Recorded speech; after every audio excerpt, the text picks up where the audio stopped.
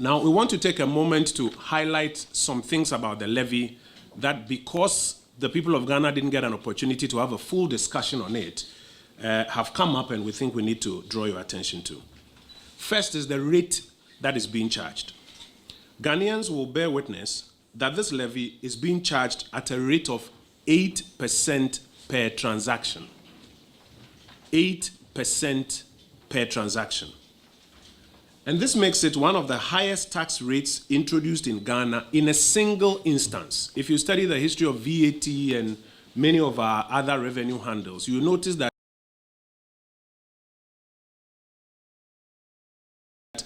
at the first instance of introduction, sometimes it's 1%, 1.5%, or 2%, and then maybe as the years go by, you may find some add-ons and then a consolidation.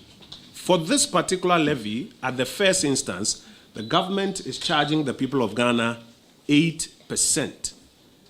And this is one of the highest rates at first instance in terms of taxation that is being introduced in the Republic. So let's compare the e-levy to the Dumsor levy, which has now been introduced by the NDC. First, the e-levy was advertised in the budget.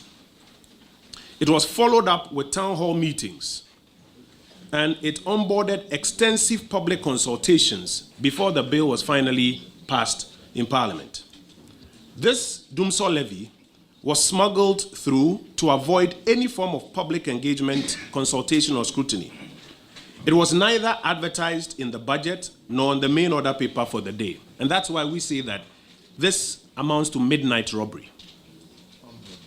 The e-levy had an effective rate of 1% per transaction, yet it was described as pickpocketing. This Dumsor levy has the effective rate of 8% per transaction, and that's why we say that it is midnight robbery.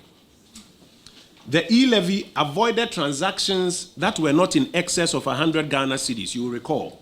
And the argument that was canvassed at the time was that we had to create some room for the very poor to be excluded from it. Yet the e-levy was bastardized. The poor were exempted. This Dumsor levy has no minimum threshold.